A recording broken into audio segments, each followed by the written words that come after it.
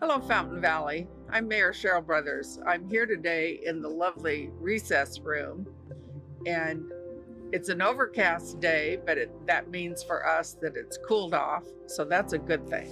I'm going to take my mask off for the rest of this film. We are social distancing here, and so I will remove my mask. Last week, Gigi Hart and Lynn Seaton did a one-day fundraiser on Facebook to allow our community to show its appreciation for our Fountain Valley Police and Fire and raise some income for a few of our Fountain Valley restaurants. They raised over $4,000 for Ike Back the Blue Fountain Valley Police Department. Thank you, Gigi Hart and Lynn Seaton, for your support in our PD during this challenging time. I know we appreciate everything they do, and they face many challenges at this time. You can still donate on their GoFundMe website. They will be having food delivered to the police and fire department from time to time to say we appreciate what you do. And those funds will help our restaurant providers and show our appreciation to our first responders. That information is on your screen. Soon we will have a new way to save some money and help our Fountain Valley businesses.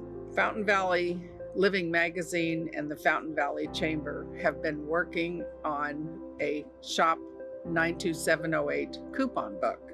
The Shop coupon book will provide Fountain Valley businesses with a way to promote and advertise their business and services to our local community for nearly no out-of-pocket expense. Businesses that supply a valuable coupon will receive their placement at no cost. So remember, coupons are at no cost. If you'd like a full page of advertising, there is a $100 placement fee. There is some incentives with the Chamber of Commerce on that $100 fee also. The city is partnering with Fountain Valley Chamber of Commerce and Fountain Valley Living Magazine to highlight local businesses and provide them with nearly free marketing to help them get noticed and increase their on-site foot traffic following this extended shutdown. There is an opportunity to fundraise through the sale of the book by local nonprofits and other businesses. The coupon book will provide you with an incentive to begin stimulating the local economy. There's limited space and coupon placements, so act before July 31st. That's when the book is expected to go to press. And the information is on your screen for the Fountain Valley Chamber. It's very easy to apply and put your ad or coupon in this book, and expect to see this book on sale by September 1st. It's important to shop Fountain Valley, especially at this time. Last week I mentioned that all Fountain Valley parks are open, and our Fountain Valley staff continues to review park logs. They visit parks regularly and keep a log of activities and contacts. If we cannot gain adherence to the health guidelines, the city will have to close and remove those specific recreational facilities. The state of California amended its guidance regarding youth sports activities and sports practices, team drills, and training for some time. But for now, they will no longer allow them throughout the state. Youth sports practices have been postponed in Orange County until further direction from the state. And there is an example of our park signage on your screen. These signs have been posted as needed in all of our parks. Remember to follow the rules if you want our parks to remain open. Some neighboring cities have already closed their parks for any activities, and we want not to have to do that. It's important for you to get outside, to exercise, enjoy some fresh air. So remember, follow the rules when you're in the park. We are here today at the recess room with Viet Pham. He is one of the owners of the recess room, And I'm happy to learn that they have received their approval from our planning department for outdoor temporary use permit, and that's where we are today. So Viet, can you tell us how long the recess room has been open in Fountain Valley? Yes, definitely. Well, first, I want to say thank you, Mayor Cheryl, for having us here today, including us in your weekly roundup. For us in Fountain Valley, I actually grew up here. I've been here since I was 8 years old, moved from Los Angeles, and I went to Cox Elementary, Masuda Middle School, and graduated at Fountain Valley High School. And my group of friends, there's 5 of us, I met them during elementary school, and we decided to open up a restaurant. And that's why it's called Recess, because we met during recess. So we've been here for about 4 years, I'd say. That's terrific. Yeah, it's nice to have friends to work with. I know it's been challenging at this time for businesses like yours. When businesses struggle, the city struggles too. So we appreciate everything that the recess room is doing in our community. Can you share with us what you do on Fridays and Sundays, and how are you able to do that, and who funds this? Right. Well, I believe the stay-at-home order, the first one, was March 18th. 2 days later, we decided to do a little program that we called Free Food Fridays. It was geared towards feeding seniors and all the students that had to stay at home. And we did that for, I would say, about 3 months until the ban was lifted.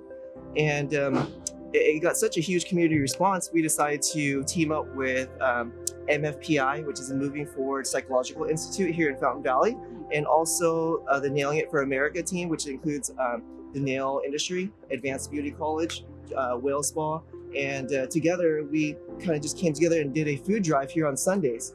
And we serve roughly about 600 to 700 meals every Sunday. And who funds it? It's all on donations. It's all on the business leaders that we do it ourselves. That's terrific. Many people are still food challenged at this time, and that's a wonderful thing you and your friends are doing. So thank you. We are fortunate in Fountain Valley. We have so many businesses like yours that have stepped up during this challenging time and give back when you're struggling too. We appreciate your work and continued contribution to the community. Let's talk about this new outdoor setup, which is really very nice. Thank you. Well, it's changing every day. We're adding new props, new pieces, new chairs, new tables every single day. New tents, as you can see. Our first one was set up last week, and the wind took away, blew it all up. But yeah, it's what I feel most businesses or all businesses need to do during this time to really stay relevant, to survive, and do good business. That's terrific, and this really is lovely.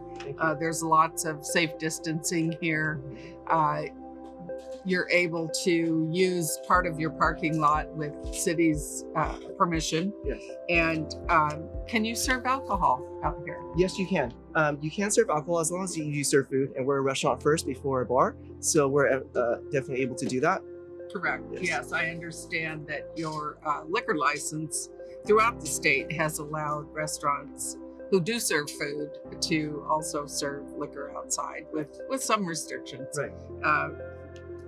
People enjoy that, maybe especially now. Yeah. Our key for this patio setup is to really utilize the space in the parking lot to create social distancing. And even when we're able to open up inside, I would hope that we're able to serve in the patio or in the parking lot much longer than we're said to, just because, just for safety reasons. I feel like it's our duty to do so.